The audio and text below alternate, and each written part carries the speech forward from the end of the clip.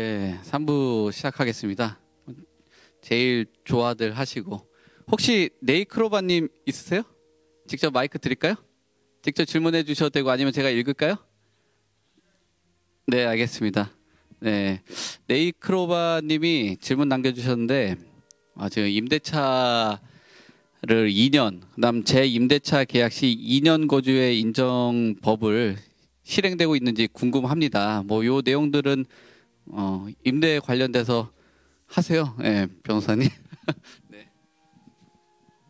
제가 이게 질문의 취지가 정확하게 이해가 안 돼서 그러는데요. 그 임대차를 그럼 2년 하고 재임대차 계약을 다시 재계약을 하셨는데 뭐 2년을 더 하셨다는 걸까요? 네. 네. 네. 아, 상생 임대인. 네. 네. 네.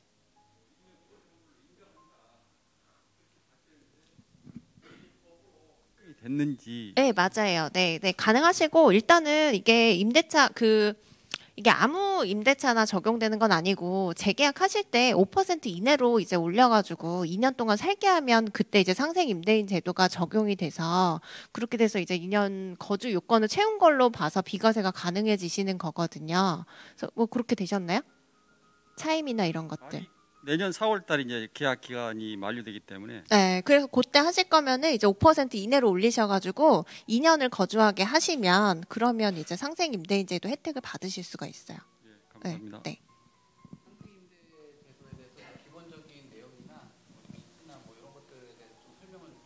네. 그래서 이번에 이게 사실은 이제 지난 정부에서 뭐 비과세 요건이나 뭐 이런 것들이 조금 이제 양도세 중과나 이런 것들이 많이 되다 보니까 이제 이번에 윤석열 정부에서 대책이 나오면서 이제 나온 게 임대차 3법 관련해서는 좀 상생 임대인 제도를 도입을 해가지고 임대차 시장에 좀 매물이 나오도록 하자라는 취지에서 마련이 된 건데 이제 기본적으로 이게 상생 임대인 제도는 임대차 계약갱신 청구권이 생겼잖아요. 그래서 임차인이 원하면 이제 특별한 사유 없으면 임대인이 이제 거절할 수가 없거든요. 근데 그 중에 하나 사유는 또 실거주한다고 하면 임대인 자체가 그럼 이제 또 거절을 할 수가 있게 되는데 그러다 보면 실거주한다고 들어가 버리면 임대차 매물들이 안 나오잖아요. 그래서 이제 도입한 게 이거고, 그래서 이게 재계약할 때 지금 현재 그 규제 지역에서 비과세 받으시려면은 양도세 그러면 2년 보유, 2년 거주하셔야 되잖아요. 근데 이제 상생 임대인 제도는 이 2년 거주 요건을 인정을 해주는 거예요. 그래서 내가 이제 임차인이 기존에 살고 있다가 임대차 계약을 체결을 한다라고 하면 그 계약 다시 이제 갱신하거나 재계약했을 때 5% 이내로만 이제 차임을 올린다. 그렇게 해서 2년을 살게 하면 내가 2년 거주를 한 효과랑 똑같이 이제 비과세 요건이 적용이 되기 때문에 이런 것들 좀 잘 활용하시면 이제 내가 직접 거주하지 않고도 비과세를 받으실 수 있는 혜택이 있을 수가 있습니다. 답변 되셨나요? 예. 지금 두 번째 질문 같은 경우는 뭐 자녀도 다주택자로서 종부세를 걱정하고 있는데 증여를 해줘야 되냐, 증여 얘기인 것 같고, 또 이게 뭐 같이 되어 있는지 모르겠어요. 좀 이거 저도 잘 모르고 그러는데 뭐 부기등기 꼭 해야 되냐, 뭐 이런 내용인데 아무래도 뭐 전문가분이 옆에 계시니까 뭐 물어봐야 될 것 같네요. 네. 혹시 질문자가 있으시면 직접 여쭤보셔도 되고요. 예, 마이크 좀 드릴까요? 예.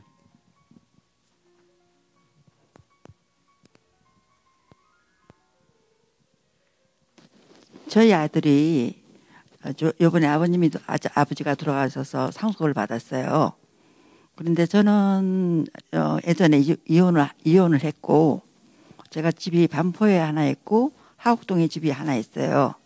그래서 반포에 있는 집이 종부세가 너무 많이 나오기 때문에 하곡동 집을 정리를 하려고 그러니까 반포 집이 재건축을 하면 제가 갈 데가 없어요. 그래서 저는 그 집에 재건축을 할 때 생각해서 그 집을 가지고 있었는데 종부세가 너무 많이 나오기 때문에 이걸 아들한테 정려를 하면, 근데 아들은 지금 일산에 집을 상속받았거든요. 그런데 이거를 하곡동 집을 아들한테 정려받으면 세율이 어떻게 되는지, 그리고 제가 반포 집을 재건축하면 갈 데가 없어요. 그래서 하곡동 집을 가지고 있긴 있는데 이걸 어떻게 해야 될지 세금 문제 때문에 고민입니다. 아들은 상속받은 집에 한 채 있고 네. 사모님은 반포에 재건축 예상인 것이 하나 있고 하곡동에 또 하나 있다는 말씀이잖아요. 네네. 하곡동은 저기 주택 종류가 뭔가요? 나홀로 아파트예요. 아파트에 거기도요? 네, 나홀로 아파트. 그러니까 지금 두 채를 갖고 계시면 현행 세제상 어쩔 수가 없는데 네. 내년에 어쨌든 두 채 주택 수가 아닌 가액으로 지금 변경해서 세율을 내려준다면 어떻게 세부담이 내려가겠지만 현행 세제에서는 아직까지 그렇게 기대하기는 어렵잖아요. 네네. 근데 아들은 상속주택은 네. 이거는 5년간은 봐주도록 돼 있거든요. 네. 그러니까 우선 사실은 재건축이 들어가면 네.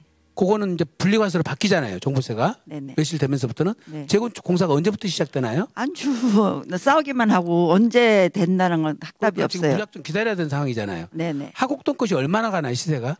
지금 공시지가로는 2억 2천이 나오거든요. 예. 그런데 공시가라. 에? 공시가 2억 2천이에요. 네네. 그러면 이걸 아들한테 증여를 하셔야지. 증여를 해도 되고 팔아도 되고 매각을 하셔도 되고. 그러니까 제가 예. 반포집이 재건축하면 갈 데가 없잖아요. 그래서 내가 하곡동에 가서 지금 어디 사세요, 사시기를? 반포집에 살고 있어요. 반포는 어차피 재건축을 하시면 하곡동을 갖고 있냐 없냐는 네. 전혀 지장이 없잖아요. 거주하시는데. 근데 지금 문제는 2주택 때문에 중과세가 되고 있으니 네. 하곡동 집을 아들한테 보내면 네. 아들은 이 상속주택은 5년간 지금 중과세가 안 된다고 그랬잖아요. 네네. 그렇죠? 그러니까 네. 지금 아들이 당분간 넘겨놓고 안 네. 파시려면 네네. 만일에 이것이 반포가 5년 후라도 재건축이 되면 네. 그때 다시 가져갔어도 되고. 네. 그러니까 아들한테 넘기는 게 좋을 것 같아요. 그러면 걔는 종부세가 해당이 종부세가 안 해당이 안 되지. 상속주택은 5년간 봐준다고 그랬잖아요. 5년간 봐주기 때문에. 네. 네, 알겠습니다. 그리고 지금 이건 증여 기준시가 자체가 3억이 안 넘어가기 때문에 증여를 하더라도 취득세가 중과세가 안 되거든요. 네. 그러니까 매매가 됐든 증여가 됐든 네. 한번 상담 받으셔서 세금이 좀 부담이 덜한 걸로 네. 예, 이렇게 정리를 하시는 게 좋을 것 같아요. 네. 어쨌든 현재 이것 때문에 종부세가 두 채로서 중과세 되고 있기 때문에 네. 하곡동 집을 보유하고 가실 실익이 별로 없어. 네, 제가 그렇죠. 보기에는. 그런데 팔려고 그러니까 너무 가격이 팔기는 지금 너무 낮아서 속상하시다는 거 말씀이잖아요. 아니죠. 예. 살짜리면 안 와요. 예? 안 사? 지금 집이 비어 있거든요. 예.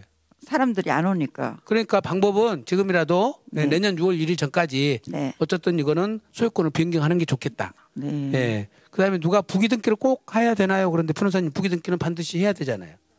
임대 주임사 등록을 하신 분, 주택임대사업자 등록을 하신 분은 예, 부기 등기를 꼭 하셔야 되고 이거는 주택임대사업자 등록을 안 하셨으면 상관이 없습니다.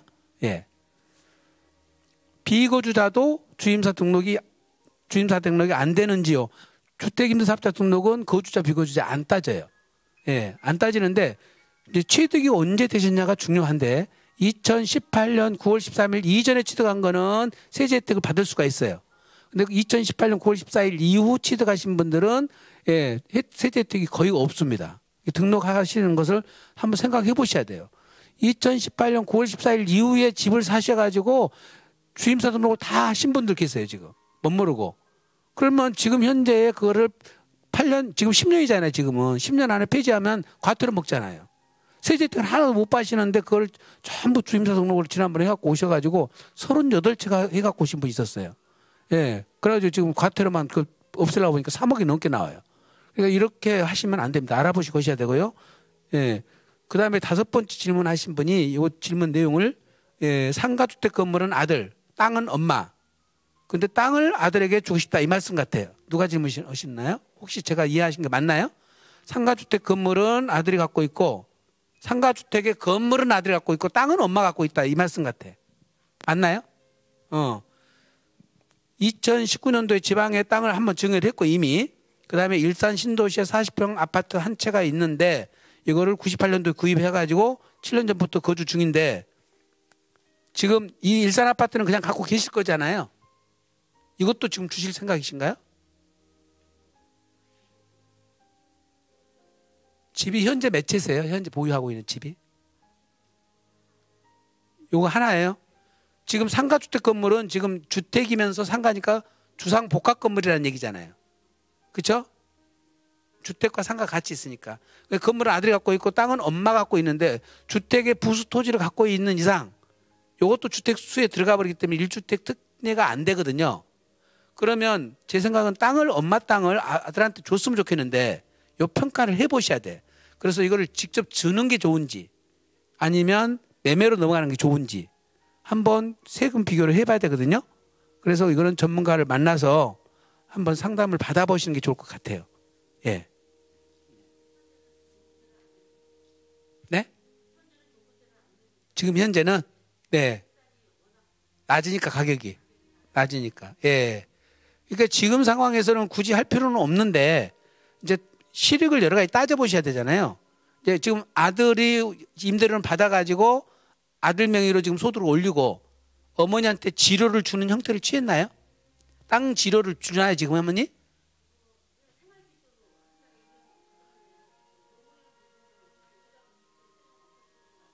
예. 그걸 건물만 보낸 거예요? 그러면 사모님께서 임대사업자 등록을 했나요? 그러니까 사모님 안 돼 있잖아요 지금. 엄밀하게 보면은 사모님은 토지 임대고 아들은 건물 임대예요. 그러니까 땅 지료를 줘야 되거든요. 근데 주는데 생활비 형태로 주어버리고, 예. 그러니까 그거를 사업자 등록을 해서 임대료를 주잖아요. 그럼 아들은 그 임대료 준 거를 지료를 준 거는 필요경비로 인정을 받을 수가 있거든요. 세법에서. 그걸 필요경비로 지금 인정을 안 받고 있잖아요. 엄마 실제 돈을 주면서도. 그러니까 엄마가 다른 소득이 없는 한 제가 볼 때는 그걸 경비 처리하는 것이 더 유리할 것 같거든요. 그것도 분석을 한번 해보셔야 돼. 예. 그러니까 종합소득세가 지금 소득이 많아지잖아요. 그러니까 지금 많고 있는데 비용 처리도 안 하고 있으니까 세금은 더 많고 있잖아요 지금. 예, 일을 지금 잘못하고 계신 거라고. 엄마는 다른 소득이 없으면 예, 땅 소득만 가지고 내가 소득세를 내더라도 최저 세율이잖아요. 세율이 6%짜리밖에 안 되는데 아드님 연봉에다가 이런 소득이 또 합산돼 버린다니까. 그러니까 세금이 많아져 버려. 예, 그러니까 지금 뭘 잘못하고 계시다고. 그러니까 상담을 한번 받으셔야 될 것 같아요. 한번 오셔요. 여기까지 말씀 네. 드리고 다른 분들도 또 계시고 하니까 다른 분들 이제 질문 다른 분들 좀 넘기겠습니다. 예. 참 제가 얘기 들어보니까 부동산의 현재 시장 환경이나 이런 것들을 굉장히 민낯으로 보고 있는 것 같아요. 덕분에 다들 마스크를 쓰고 계시니까 편하게 얘기해 주셔도 되는데 지금 재건축 시장의 그 상품성이라든지 이런 것들도 굉장히 느끼고 있는 것 같고요. 지금 집이 임차인이 껴있는 게 아니라 집이 비어 있는데도 지금 안 나가고 있는 그런 상황이잖아요. 그리고 세금의 변화에 따라서 이제 기존에 해왔던 방식의 주먹구구 그냥 뭐 아무 생각도 없다 보면은 뭐 본인의 그런 흐름도 모르는 상태로 그냥 계속적으로 돈을 내고 있는 그런 구조거든요. 이제는 곁에 뭐 그 비용 안에서 조금씩만 줄여도 참 이득이 될 텐데 그거에 대해서 이제 고민할 때가 됐다 보니까 여기 계신 분들 잘 활용들 하셔가지고 하시면 좋을 것 같습니다. 다음 질문 할게요. 지금 저희가 시간이 정해져 있다 보니까 이제 뭐 마이크는 따로 드리지는 않겠습니다. 이따가 여기 이 질문 안에서는 지금 아직 1주택자인데 지금 고금리 기조 상황에서 향후 포지션을 다주택으로 가는 게 맞을까라는 질문 요 부분인데 요거는 우리 정보현 위원님하고 그다음에 김대중 교수님하고 한 분씩 의견들 각자 주셨으면 좋을 것 같아요. 예, 뭐 집이 한 채만 있으면 나는 다 된다라고 하시는 분들은 뭐 2채 이상은 필요가 없을 수도 있겠는데요. 그 집이 이제 실거주 주택이 한 채 있는 상황 이후에도 나는 뭐 가치 저장의 수단이든 아니면 향후에 어떤 그 자녀분들이나 그런 이제 그 내 집 마련에 대한 그 자산 이전에 대한 계획까지 염두하셔서 2주택 이상 취득을 좀 고민하시는 분들한테는 일단 뭐 긍정적인 의견은 저는 드리고 싶습니다. 다만 이제 그 부동산이라는 공간이나 주택을 취득함에 있어서 또 하나 좀 신중하게 고려해야 될 것이 이제 시간을 함께 사는 것이기 때문에 그 이왕이면 타이밍을 좀 맞출 수 있으면 좋겠죠. 당장에 내가 무주택이어서 그 주거를 해결해야 되는 입장이라면은 기다릴 수가 없겠지만은 1주택이 있는 상황이면은 이왕 시기를 좀 저울질하면 좋을 것 같은데 뭐 아직 지나지 않은 미래 시점을 정확하게 예측할 수는 없겠지만 아까 이제 말씀을 좀 올렸던 대로 저는 좀 더 우호적인 매입 타이밍으로 오는 것 같고요. 이게 1차적으로는 내년 상반기 정도에 한번 오지 않을까라는 이제 개인적인 사견을 좀 갖고는 있습니다. 그렇게 판단하는 근거는 일단 좀 거시적인 경제 환경이 좀 중요할 것 같긴 한데 그 전 세계적인 어떤 인플레 이슈가 해소되는 그 시점이랑 그 금리가 변동하는 이런 구간, 그러니까 사실 저금리라서 무조건 자산시장 가격 상승에 좋고 고금리이기 때문에 무조건 안 좋다 이렇게 좀 양분화된 사고보다는 지금 일단 저금리든 고금리든 이것보다는 이게 변동하는 구간 한가운데 우리가 있잖아요. 그렇기 때문에 이게 의사결정이 좀 어려운 거거든요. 그러니까 이게 어느 정도 해소되는 그 적정 레벨을 찾아가는 시점, 그 전에는 한번 용단을 할 필요는 있을 것 같고 그게 방망이 좀 짧게 잡으면 내년에 한번 기회가 있을 수도 있을 것 같다라는 좀 생각을 하고 있습니다. 예, 저는 뭐 반대다. 1주택자면 주택을 취득하는 건 반대인데요. 저는 우리나라에서 집이 있는 사람과 없는 사람이 5대 5입니다. 50% 반은 집이 있고 반은 집이 없는 상황인데 주택에 지금 종부세가 너무 과도합니다.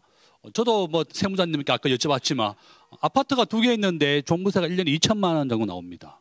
이제 제가 교수 월급 얼마 안 되는데 이거 세금으로 소득에 뭐 2천만 원에서 어떻게 내겠습니까? 재산세가 1년에 한 500만 원 나오는 데다가 종부세가 작년부터 2천만 원씩 나왔어요. 아파트 2개 있으면 지금 종부세 2천만 원 정도 나옵니다. 정말 너무 과도해서 이거 팔려니까 이제 양도세가 한 1, 2억 정도 나오고 종부세를 가지고 있으려니 종부세가 1년에 2천만 원 나오니까 저도 진짜 궁금해요. 세무사님한테 이거 하나를 팔아야 되는지 이 종부세를 들고 있어 내면서 버텨야 되는지. 그래서 결론은 집이 1주택자인 분들은 저는 안 사는 게 좋겠다. 이 종부세가 너무 과도하게 나오는 거고 두 번째는 제가 아까 아파트 청약 통장에 대해서 말씀드렸는데 강동구나 위례나 아파트 당첨되면 한 10억 정도 남습니다. 보통 이제 강동구나 위례가 올 연말과 내년에 계속 분양을 하는데요. 그 특별 분양, 뭐 결혼을 했거나 자녀의 특별 분양은 보통 차액이 한 7억에서 한 10억 정도 됩니다. 그래서 청약 통장으로 당첨받는 것이 가장 크게 돈을 버는 방법이고 두 번째는 특례가 한 10년 정도 넣어야 되고 일반 분양은 20년을 넣어야 됩니다. 그래서 자녀가 18세가 넘으면 꼭 매달 10만 원씩 청약 통장을 넣어주는 게 아주 중요하다. 결론은 1주택자는 추가 매입하는 것은 일단 절대 말린다.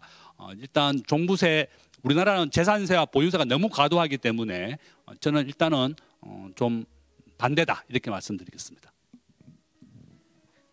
1주택자들 그 건물이나 빌딩 투자하는 거는 뭐 어떻습니까? 어떤 의견을 갖고 계십니까? 마이크 좀 드려볼까요? 1주택자 분들이 일반적으로 건물 투자하실 때 물론 자금이 상황이 괜찮으시고 꼬마 빌딩의 투자에 이미 계획이 있으시다는 전제하에만 말씀을 드리면 일반적인 근생 건물 취득하는 데는 당연히 건물이 메리트가 있다라면 당연히 뭐 사셔야 되는 포인트가 있으시겠죠. 근데 지금 포인트는 1주택자 관련된 포인트다 보니까 1주택자이신데 상가주택 또는 주택 건물을 사서 내가 뭐 또 여기 거주를 한다든지 아니면 임대를 준다든지 아니면 부수고 다시 지어서 개발을 한다든지 뭐 이런 다양한 경우들이 있을 것 같아요. 근데 어쨌든 포인트는 가장 중요한 건 취득할 때 내가 2주택자가 되느냐 안 되느냐 이게 사실 가장 중요한 부분일 것 같습니다. 서울은 다 해당이 되는데 조정대상 지역에서 이제 2주택자가 되면 또 8%로 취득세가 올라가잖아요. 취득세 자체도 뭐 건물 가액에 따라서 그게 정말 차이가 클 수도 있거든요. 똑같이 내야 되는 세금을 2배 낼 필요는 또 없게 되고 그리고 주택 건물의 포인트는 취득세도 취득세인데 일단 대출이 잘 안 나옵니다. 그래서 그것도 가액에 따라서 비율이 조금 다르지만 고가로 갈수록은 아예 대출이 안 나올 수도 있고요. 그리고 주택이 섞여 있을 때는 이런 감정평가 금액도 일반 근생 건물보다는 조금 낮아질 수 있기 때문에 꼬마 빌딩을 매입해서 운영을 해야겠다라든지 아니면 어떤 건물을 이게 또 주택 형태다 이걸 매입을 해서 다시 개발을 한다든지 이런 경우에는 저도 거래를 하는 입장이지만 주택이 포함되어 있으면 일단은 좀 피하시는 게 나을 것 같기는 합니다. 근데 아까도 말씀드렸다시피 매도인의 상황에 따라서 좀 다를 수 있기 때문에 매도인이 다주택자다. 그럴 경우에는 같이 협의를 통해서 용도 변경을 통해서 상가로 취득할 수 있는 방안을 매수인은 꾀할 수가 있고요. 매도인은 다주택자에서 이제 탈출할 수 있는 뭐 지금은 아직 유예를 해주고 있어서 괜찮긴 한데 이런 방안은 괜찮고 근데 매도인이 반대로 1주택자다. 이제 혜택을 받아야 되시는 분들이라면 이런 거래는 아무래도 좀 어려울 수 있겠죠. 그래서 결론은 다주택자가 되는 건 저도 조금 찬성은 하지 않는 입장이기는 합니다. 자, 한 가지만 여기에 대해서 더 코멘트를 드리면 저는 이런 경우에 사실은 재개발 재건축 투자하는 게 좀 적격이라고 생각은 들거든요. 그러셔서 이제 멸실된 입주권, 그 철거가 돼버린 상태에서 입주권 취득하시거나 하면 이게 종부세 안 들어가요. 예, 그래서 이제 그 아까 말씀드린 것처럼 그리고 나서 입주권 먼저 양도한다라고 하면 양도세 이제 그거 팔고 주택 양도하실 때는 또 기본세율로 파실 수가 있기 때문에 그런 거 좀 활용해 보시면 좋을 것 같고 무허가 건물이라던가 뭐 이런 건 사실 주택에 들어가니까 취득세 혜택만 있는데 도로나 뭐 그 땅만 가지신 경우에도 재개발은 또 입주권 나오는 경우가 있어요. 그러면 이건 주택수에 포함이 안 되잖아요. 그래서 이런 물건들 좀 활용하시면 다주택자가 안 되면서 조금 투자 가치 또 누릴 수 있는 그런 부분들이 있을 것 같아요. 제가 잠시 짧게 그 약간의 오해가 소지가 있어서 제가 마이크를 잡았는데요. 그 제가 다주택자를 옹호하거나 그 무슨 건설사 대변 이런 거 아닙니다. 저는 금융사에서 부동산 컨설팅을 하고 있기 때문에 전혀 그런 것과는 상관없는데 제가 집이 한 채 있는데도 이제 추가로 2주택을 하는 포지션에 대해서 긍정적인 의견을 드렸던 이유는 일단 거주주택 외에 그러면 이때부터는 투자 자산으로 인식을 해야 되는 거잖아요. 그럼 이제 다양한 투자 자산이 있습니다. 주식도 있고 채권도 있고 금융상품도 있고 이 중에 부동산도 있고 이 중에 상가도 있고 주택도 있고 한 건데 여기서 만약에 나는 주택을 가장 선호하고 내가 가장 잘 알고 있고 혹시나 이제 가게가 이렇게 뭐 분화되거나 했을 때 실거주 잠재 수요가 있다라고 해서 수요가 있으신 분들은 굳이 뭐 이거를 피할 필요는 없다라고 생각이 되고 다만 이제 투자 자산이기 때문에 타이밍이 중요하다라고 아까 강조를 좀 드렸었어요. 근데 지금은 여러 거래가 나오고 있지는 않지만 적긴 하지만 어쨌든 심리적으로 한 15에서 20% 많게는 30%까지 좀 하락하고 있다라고 참여자들이 좀 공감을 하고 있는 것 같아요. 매물도 나오고 있고. 그럼 여기서 내년에 어떻게 전개될지는 좀 더 지켜봐야겠지만 대기하고 있는 분들한테는 가격대가 떨어지고 있으니까 우호적으로 좀 시장이 좀 펼쳐지는 것으로 지금 파악이 된다라고 말씀드렸고 괜찮다는 가격대에 좀 올라오게 되면 그때는 용단해볼 필요도 있지 않을까라는 측면에서 한 번 더 말씀드리고 귀가 빨개지셨어요. 네, 지금 뭐 각자들의 의견도 있고 또 본인들이 보는 그 방향이나 또 직접 마주치는 그런 수요자들이 있을 거 아니에요. 뭐 예를 들면은 변호사님 같은 경우는 뭐 재개발 재건축 상담이 오겠고 또 우리 정보현 의원님 같은 경우는 자산 포트폴리오 관련된 분들 그 중에서도 부동산 오시겠고 건물 오시겠고 또 어떤 이론적인 배경을 기준으로 해서 본인의 사례를 가지고 말씀을 해줬으니까 본인하고 잘 맞는 여기 계신 분들 다 처지가 다 다르시잖아요. 그것도 잘 뽑으셔가지고 그 생각하고 잘 매칭을 해 보시면 될 것 같습니다. 그러다가 좀 모자르고 하면은 여기 계신 분들이 다 회사들을 운영들을 하고 있거나 또 어디 소속에서 활동들을 다 하고 계시니까 그런 것들은 질문들 주시면 될 것 같아요. 오늘 세금이다 보니까 세금 관련된 질문이 많은 것 같아서 한 2개 정도 있는데 요 2가지를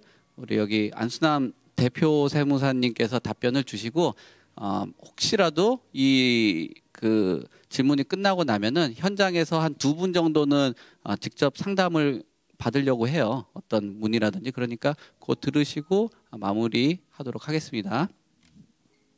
네, 직접 읽어주셔도 될 것 같아요. 혜진님께서 질문하신 건 아까 질문을 주신 분 같아요. 아들이 아빠 집을 상속받고 제가 집이 2채인 분 맞죠? 아까 이거 상담된 거죠? 말씀된 거죠? 허영희님께서 주신 건데 지금도 일시적 2주택일 경우에 먼저 주택은 보유기한을 2년으로 해주고 있나요? 이렇게 질문하셨는데요. 일시적 2주택의 먼저 주택 보유기간은 마찬가지로 똑같이 2년으로 그대로 있습니다.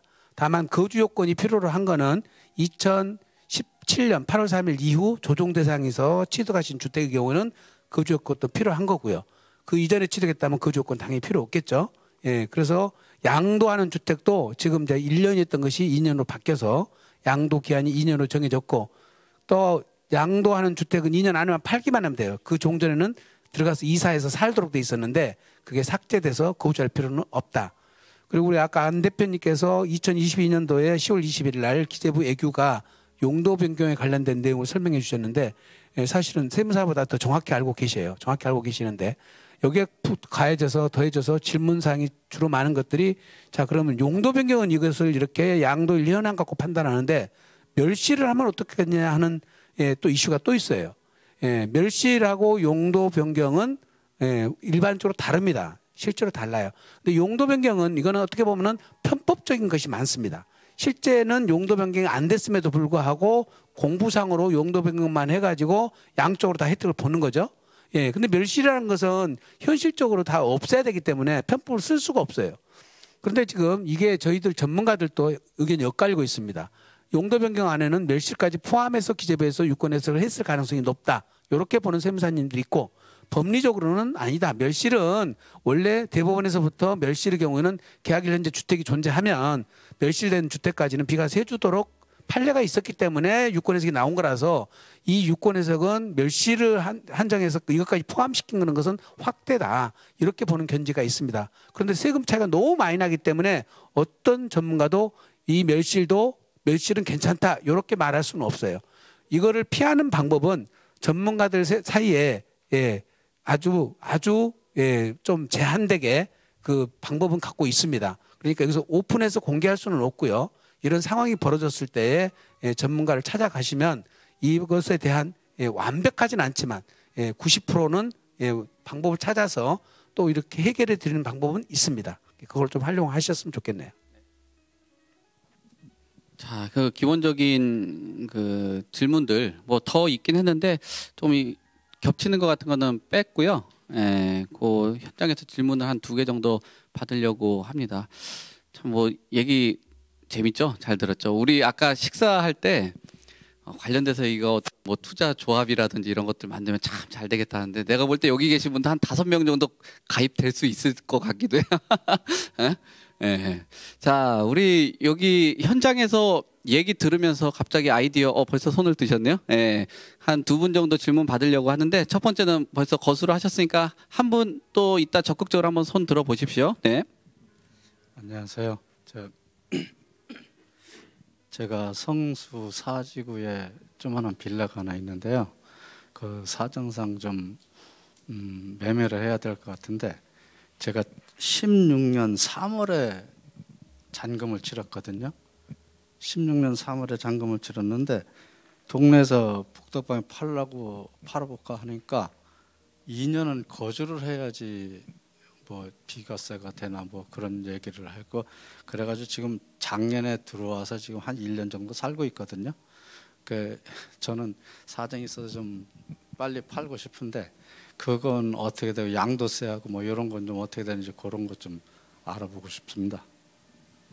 우선 그 성수 사지구 관련돼 가지고 세금 관련된 거는 아무래도 옆에 그 안수남 대표 세무사님이 계시니까 설명드리고, 뭐 재개발 관련돼서는 김예린 변호사님이 말씀을 주시고, 최근에 성수동이 갖고 있는 지역적인 특색이라든지 뭐 또 혹시 모르잖아요. 더 앞으로 보유를 해도 지금 이후보다 더 가끔 팔고 나면 후회되는 경우들이 있잖아요. 그 부분에 대해서는 세 분 중에 뭐 다 답변을 주셔도 되고, 그 외적으로는 제가 그 지역은 좀 아니까 설명을 좀 드리고 싶습니다. 뭐 그렇게들 정리하면은 될 것 같아요. 우선 그 세무사님께서 말씀을 드리겠습니다. 네, 이게 재개발 재건축은 양도 타임과 취득 타임이 굉장히 중요하거든요. 이게 지금 현재 양도하는 것에 대한 비과세 받는 것에 대해서는 아까 물으신 것은 거주 요건이 필요하냐 안 하냐, 이 부분만 우선 말씀을 드리면, 아까 설명드린 것처럼 2017년 8월 3일 이후에 취득을 한 분만 거주 요건이 필요하거든요. 근데 선생님은 2017년 8월 2일 이전에 취득을 했기 때문에 거주 요건이 필요 없으세요. 네, 살 필요도 없는데 지금 우리가 주변에 선무당들이 좀 많으세요. 그래서 선무당들이 지금 이렇게 남 툭툭 던지시니까 지금 들어가서 지금 고생하시고 계시잖아요. 근데 오늘 안 오셨으면 계속 또 살았어야 되잖아. 예, 오늘 충분히 본전 뽑으셨네요. 네. 그래서 거주는 안 하셔도 됩니다. 다만 내가 장기 임대사업자로 등록되어 있는 임대주택이 있다면 내가 거주 요건이 필요해요. 예, 조정대상하고 상관없이. 만약에 한 채라면 상관이 없고요. 예, 지금 여기가 관리처분은 아직 안 나셨죠? 사업시행 인가가 났나요? 아직 안 났잖아요. 그러니까 재개발 재건축에서 제일 중요한 거는 관리처분 인가가 떨어지고 난 다음부터는 입주권으로 바뀌거든요. 이게 이제 12억이 넘어가는 집들은 관리처분 되기 전에 팔아야지, 관리처분 되고 난 다음에 팔면은 성격이 전혀 달라집니다. 그래서 세금이 달라지니까 12억이 넘어가는 집들은 관리처분 전에 처분하셔야지 완벽하게 전체가 비과세 됩니다. 그리고 거주료는 안 하셔도 될 것 같습니다. 세무상 판단은 제가 여기까지 말씀을 드릴게요. 네.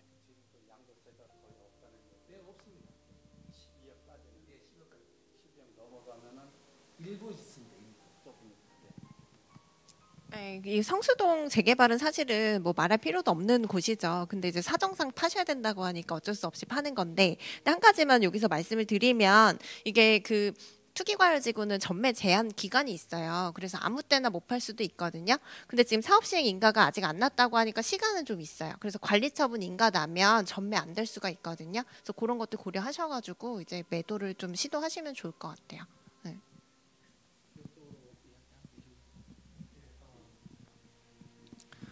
사실 그 땅이 가지고 있는 성질들이 많은데 참 성수동이 좀 매력적인 좀 지역이긴 합니다. 그러니까 보유하신 사지구 같은 경우는 이제 주택으로 이제 재정비 사업이 되는 것이고, 여기 뭐 안 대표님 계시지만 상업용 부동산 시장이 굉장히 또 뜨거운 지역이 성수동인데, 그러니까 상업시설이든 주거시설이든 어떤 유형의 부동산이 입지를 해도 어색하지 않은 굉장히 좀 매력이 있는 땅으로 생각이 되는데, 성수동은 그 옆에도 굉장히 고가의 아파트 라인이 좀 질비해 있잖아요.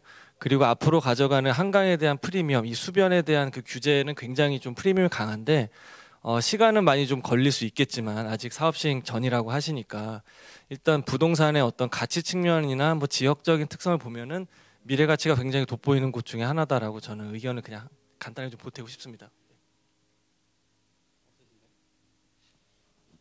지금 상담이 됐던 뭐 질문이 됐던 100만 원치 한 300만 원짜리 상담 받으셨네요. 네. 네. 네. 그 보통 가면은 부동산 가도 부동산 물어보러 갔다가 세금도 물어보고 법도 물어보고, 그죠? 예? 그다음 세무 상담 받으러 갔다가 뭐 세무 상담하다가 이거 살까요, 팔까요, 뭐 부동산 투자 물어보고 그러는데 이 안에서 원스톱 해결할 수 있다라는 게, 이런 구성으로 뭘 하나 갑자기 만들고 싶다라는 그런 생각이 참 드네요. 예.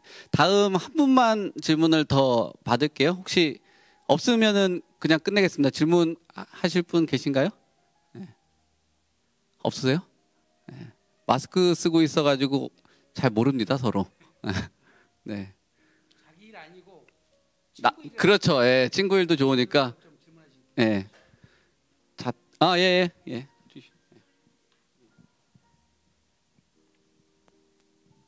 제가 집이 비어 있잖아요. 그걸 리모델링해서 팔아주는 데는 없나요? 그거는 가까운 부동산에 여쭤보시는 게 좀 더 나을 것 같습니다. 그러면은 여기 질문, 집통이 있으니까 그런 한 없나요? 집통이요? 네. 그 끝나고 집통 관계자분이 여기 왼쪽에 있으시니까요. 매물 접수 꼭 하시고, 반값 수수료라고 하니까요. 꼭 하시면 좋을 것 같고요. 그러면 이제 질문은 여기까지 하고, 질문 있어요? 예. 마이크 받고 하세요. 저희도 좀 잘 듣게요. 네. 간단하게 누가 이렇게 자세히 얘기를 안 해주시는데, 단기를 그때 들러서 단기가 장기 이렇게 임대주택을 낸 게 있는데 요번에 단기가 끝났잖아요. 근데 그거를 어떤 분은 1년 안에 팔아야지 30%를 공제한다고 그러고, 어떤 분들은 뭐 이렇게 하라고 다 말들이 틀려서 그런데 어떤 게 더 맞나? 세금 팔게 되면요. 언제까지 팔아야 돼요? 지금 이제 우리 세법에서는 장기 임대주택을 의무 임대가 5년으로 돼 있어요. 예. 그런데 우리 임대주택법은 그게 4년으로 돼 있잖아요. 네네. 장기는 8년으로 돼 있다가 지금 10년으로 바뀌었습니다만은, 그래서 4년짜리는 우리가 끝나면 자동 말소라고 표현하고요. 네네. 4년짜리나 8년짜리를 2분의 1 경과해서 말소하면 그건 자진 말소라고 해요. 표현을. 예, 그게 자동 말소는 만 4년을 다 채운 걸 의미하고 자진 말소는 의무 기간을 다 안 채웠지만 2분의 1을 경과한 걸 의미하는 거예요. 그런데 자동 말소된 거는 이게 중과세를 받을 때 양도 기한에 제한 없이 언제 팔아도 중과세가 배제돼요. 양도 시기 제한이 없어요. 예, 자동 말소는. 자동 말소는. 예, 자진 말소는 1년 안에 팔아야 혜택을 줘요. 자동 말소하고 자진 말소는 지금 구분해 드렸죠? 네네. 자동 말소는 4년을 다 채운 사람들 얘기고 자진 말소는 의무 기간을 다 안 채웠는데 2분의 1 경과된 거를 내가 더 이상 안 하겠습니다 하고 세입자 동의를 얻어서 자진 말소하신 분들 얘기해요. 그런데 이거를 갖고 있는 상태에서 내가 거주주택을 먼저 팔아서 비과세 받을 사람들이 있을 수 있죠. 그때는 5년 안에 팔아야 돼요. 그러니까 두 가지가 달라요. 제가 지금 처음에 말씀드린 거는 임대주택을 선양도했을 때에 중과세가 될 거냐 안 될 거냐 하는 문제고, 두 번째 설명은 이 임대주택을 자동 말소 시켜버렸고 자진 말소 시켰는데 거주주택 2년 거주한 것을 팔면서 비과세를 받게 되는데 이때는 기한에 상관없이 비과세가 되느냐 안 된다 이 말이에요. 5년 안에 팔아야 비과세 된다. 예. 그러니까 내년에까지 팔아야 되는 거 맞죠? 비과세는 5년 안에 팔아야 되고 자동 말소일로부터. 지금 자진 말소 하신 거예요? 자동 말소 하신 거예요? 자동 말소 됐죠. 자동 말소된 거는 양도 기한 없이 중과세를 안 받는다고요. 1년이 아니에요. 잘못 알고 계신 거예요. 네. 그건 굉장히 어렵고 또 난해하니까 지금 정확히 본인 거는 지금 구분되셨죠? 일반인들 막 헷갈려요. 지금 설명 들어서 또 헷갈릴걸요? 네. 예. 옆에 계신 분은 선무당은 아니시니까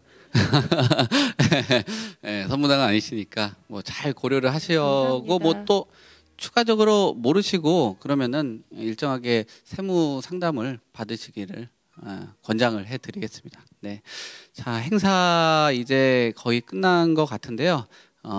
마지막으로 한 30초 또는 1분 정도 여기 오신 분들이 뭐 투자라든지 아니면 뭐 세금 앞으로의 방향성 이런 것들 좋은 한마디씩 해주고 마무리하도록 하겠습니다. 안 대표님부터 왼쪽부터 시작할까요? 네.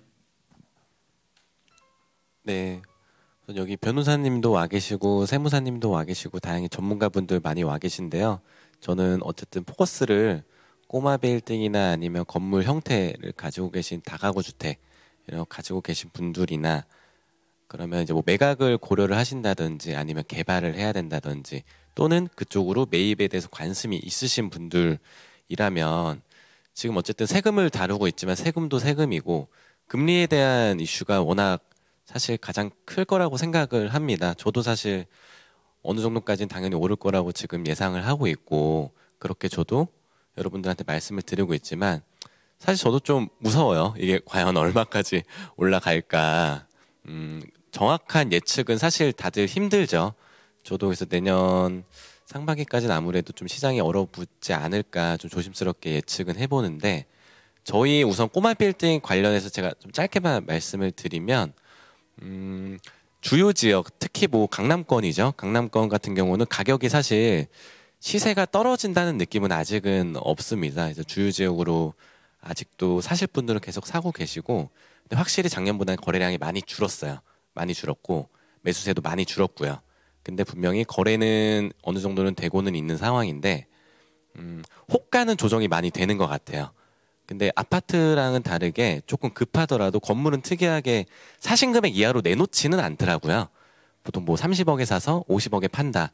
근데 지금 뭐 50억 부르시던 분들이 30억에 사서 한 40억에 팔고 계속 호가는 조정이 되고 있는 것 같은데 시세는 떨어지는 느낌은 아니라서 그런 분들을 좀 고려하셔서 지금 꼬마 빌딩 매입에 관심이 있으신 분들이라면 관심을 아예 놓기보다는 지속적으로 관심을 가지면서 금매를 좀 볼 수 있는 판단할 수 있는 능력을 좀 기르시는 게 좋을 것 같고 좀 공부를 좀 하셔야 될 것 같아요. 금매라고 추천을 드려도 사실 그게 금매인지 아닌지 사실 알 수가 없잖아요.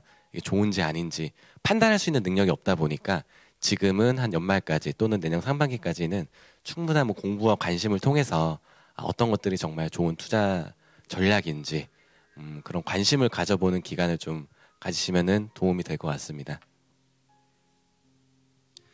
네, 지금까지 한 2014년, 15년부터 작년 하반기까지 한 7년 이렇게 우리나라 국토가 좀 상대적으로 좀 좁다고 하잖아요. 이제 그럼에도 불구하고 이렇게 서울과 지방 뭐 수도권이 이렇게 다 동조화를 띠면서 그 대세 상승 흐름으로 하나의 방향으로 흘러왔던 이제 시장이 거의 처음이었던 것 같아요. 작년 하반기까지. 이제 그러다가 이제 올해 좀 이렇게 많이 변동성 구간을 지나고 있는데 지금 이제 가장 큰 화두는 아무래도 이제 급격한 이제 금리에 대한 변수, 거기에 따른 뭐 구매력이나 이제 자금 조달 충분히 감안을 하셔야 될 것 같고요. 투자 환경이 녹록치가 않습니다. 그리고 또 하나가 그 오늘 뭐 이제 주제이기도 한 세금과 관련돼서 결코 간과해서는 안 될 그 세후 수익률을 한번 따지는 좀 중요성에 대해서 오늘 한번 다시 한번 강조 좀 드리고 싶고 그리고 이런 이제 시기가 그 계속 올라가진 않겠죠. 그러니까 언젠가 한 번은 좀 겪어야 될 구간이라고 좀 생각을 합니다. 그러니까 너무 이제 두려움이나 이제 불안감만 가지고 시장을 좀 경험할 게 아니라 이런 이제 기회를 또 다시 한번 이제 기회로 바꿀 수 있는 좀 해안이 좀 필요한 시기라서 이제 여기 보시는 분들 또 참석해 주신 분들 각자가 이제 그 자산 포트폴리오에 대해서 한번 이제 재편을 하고 전략을 한번 수정하는 그 시기로 좀 가져갔으면 좀 좋겠습니다. 예, 우리 일반인들이 갖고 있는 생각은 세무사가 다르면 세금이 달라질까? 여기에 대한 대답에 대해서 대한민국 법은 똑같고 세무사는 자격사인데 세금이 달라지면 말이 안 되잖아? 이렇게 인식을 하셔요. 그런데 이 세금이라는 거는 갖고 있는 지식과 갖고 있는 경험과 내가 이걸 해결하고 있는 플랜이 다르면 정확히 결론도 달라집니다. 그래서 여러분이 갖고 있는 부동산을 지금 보유하든 증여를 하든 상속으로 가든 양도를 하든 미리미리 상담을 하시면 여러 가지 대안을 제시해 드릴 수 있고 절세 플랜을 짜 드릴 수가 있는데 이미 저지르고 오시면 지금 사실은 회복할 수 없을 만큼 큰 세금을 부담할 수도 있습니다. 그래서 꼭 여러분들이 전문가를 꼭 찾으셔서 미리미리 상담을 좀 받아서 대비를 해 놓으시면 절세 플랜을 미리미리 짤 수가 있고요. 시간이 많으면 많을수록 세금 절세 폭은 더 커져요. 급하면 급할수록 절세 방법은 줄어들 수밖에 없습니다. 꼭 전문가들을 활용하셔서 요즘 세금을 알아야 내 재산을 지킬 수가 있습니다. 세금을 잘 공부를 하셔서 내 재산을 지키시기를 부탁드립니다. 저는 모든 그 정부나 앞에 이제 문재인 대통령이나 윤석열 대통령은 모든 정부는 부동산 가격의 현상 유지가 되기를 원합니다. 문재인 대통령 때는 집을 공급을 안 해서 집값이 많이 올랐죠. 집이라고 하는 것은 공급 탄력성이 매우 낮다고 하는 건데 공급하는데 10년 정도 걸립니다. 엄마 아파트가 재건축이 허락이 되었지만 앞으로 입주하는 데는 10년 뒤가 될 겁니다. 이 정도로 집이라고 하는 것은 지어서 공급하는 데 굉장히 많이 걸리는 아주 특수한 죄하다. 그래서 윤석열 대통령이 취임하고 난 다음에 집값이 요즘 조정을 받으니까 규제를 막 풀고 있습니다. 15억에 대한 규제도 풀었고 양도세에 대한 규제도 풀고 있는데 결론은 집값이 과도하게 내리면 은행이 파산하게 됩니다. 우리나라 집값은 은행이 90%까지 대출해주고 있습니다. 그런데 집값이 10% 이상 내리면 은행이 파산하기 때문에 모든 정부는 집값이 과도하게 내리는 것을 절대 막는다. 그러니까 너무 두려워하지 않아도 된다. 2008년도에 제 경험에 최고 50%까지 내렸습니다. 용인 지역에.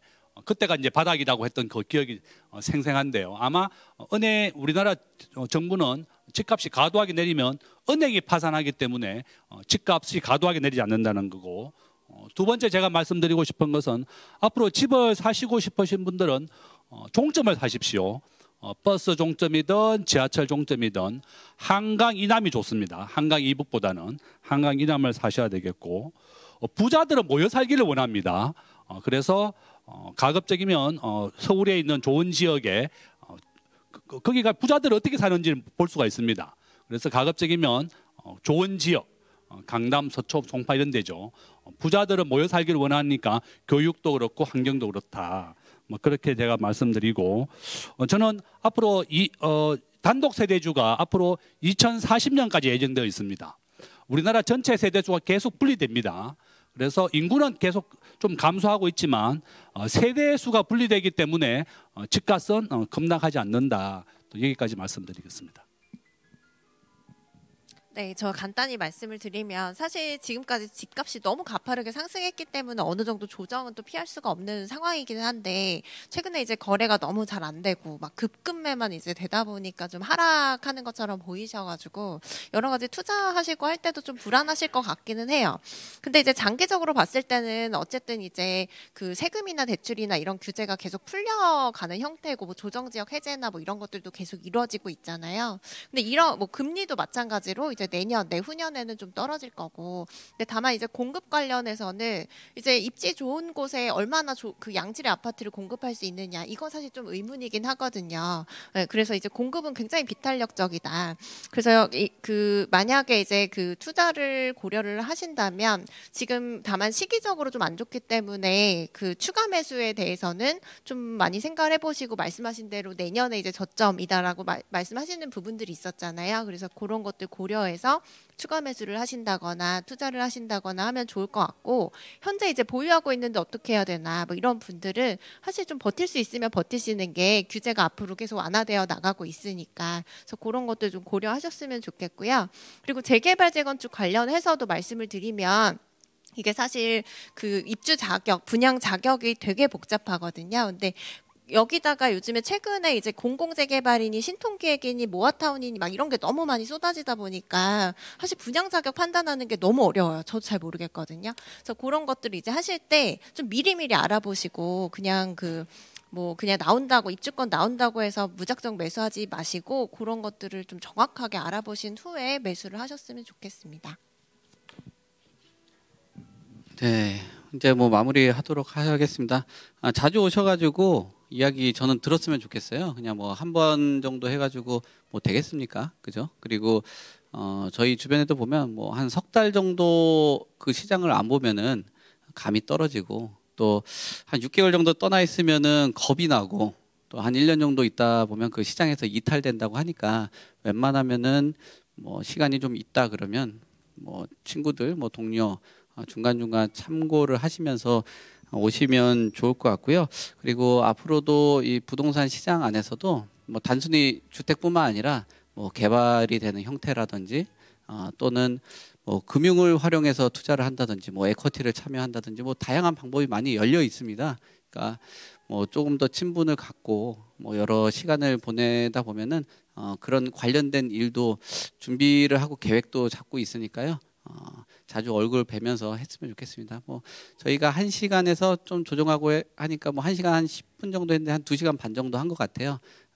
뭐 늦게까지 참 경청해 주시고 떠나지 않고 들어주셔서 감사하고요. 저희 뭐 다 같이 박수 치면서 마무리하도록 하겠습니다.